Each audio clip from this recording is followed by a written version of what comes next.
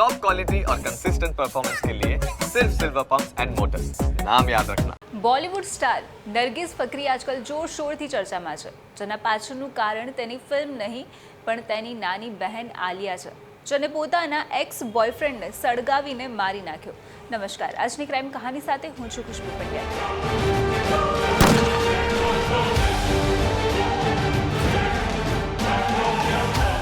જ્યારે પ્રેમનું ભૂત માથા પર સવાર હોય છે ત્યારે વ્યક્તિ કેટલી હદ પાર કરી દેતો હોય છે. પણ શું આ જ પ્રેમ જો તેને ન મળે તો તેની હત્યા કરી શકે?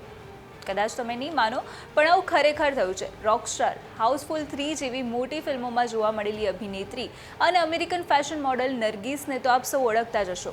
તેની જ નાની બહેન આલિયા પર ડબલ મર્ડર કેસનો આરોપ લાગ્યો છે. મળતી માહિતી અનુસાર નરગિસની બહેન આલિયાએ તેના એક્સ બોયફ્રેન્ડ અને તેના મિત્રની હત્યા કરી દીધી હતી. પણ તમને સવાલ થઈ રહ્યો છે ને કે કેમ? તો તે માટે આપણે થોડા સમય પહેલાં જવું પડશે. 23 નવેમ્બર ન્યૂયોર્ક શહેર અને 43 વર્ષીય આલિયા ફકરી, જેને તેનાથી 8 વર્ષ નાના એડવર્ડ જેકબ્સ સાથે પ્રેમ થઈ ગયો હતો.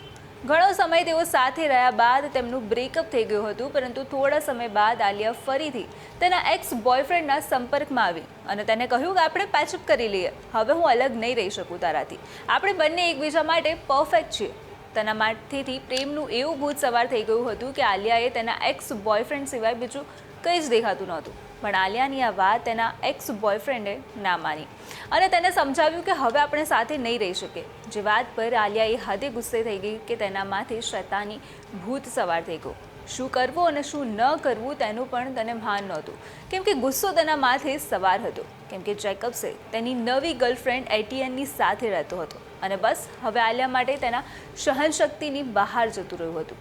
અને તેના એક્સ બોયફ્રેન્ડ જેકબ્સની આ જ વાતનો ખ્યાલ રાખીને આલિયા 23 નવેમ્બરે સવારે 6:20 જેકબ્સના 2 માળના ઘર પર પહોંચી અને ત્યાં જઈને તેને બૂમો પાડવાની શરૂ કરી દીધી કે તે આગ લગાવવા માટે સામાન પણ સાથે લઈને આવી હતી અને બૂમો પાડીને કહેવા લાગી કે આજે હું તમને બધાને મારી નાખીશ, કોઈ નહીં બચે, બધાને હું મારી નાખીશ. અને બસ પછી આલિયાએ બિલ્ડિંગના ગેરેજમાં આગ લગાવી દીધી. તેના એક્સ બોયફ્રેન્ડની ગર્લફ્રેન્ડે જ્યારે જોયું ત્યારે તે જેકબ્સને બચાવવા માટે ભાગી હતી, પણ આખી બિલ્ડિંગ આગની ઝપેટમાં આવી ગઈ હતી, જેથી બંને ત્યાં જ ફસાઈ ગયા અને જીવતા સળગી ગયા. ત્યારબાદ ઘટના સ્થળે ફાયર બ્રિગેડ પહોંચી અને આગને ઓલવવાનો પ્રયત્ન પણ કર્યો અને તપાસમાં આગ જાણીને લગાઈ હોવાનું પણ સામે આવ્યું હતું. જે બાદ તપાસ કરતા 26 નવેમ્બરના રોજ આલિયાની ધરપકડ કરી લેવામાં આવી અને તેના બીજા દિવસે ગ્રેન્ડ જ્યુરીએ તેના પર ફર્સ્ટ ડિગ્રી મર્ડરના 4, સેકન્ડ ડિગ્રીના 4 કાઉન્ટ આરોપ લગાવ્યા હતા. આ ઉપરાંત ફર્સ્ટ ડિગ્રીની આગ અને સેકન્ડ ડિગ્રી આગના એક કાઉન્ટમાં આરોપ ઘડ્યા હતા.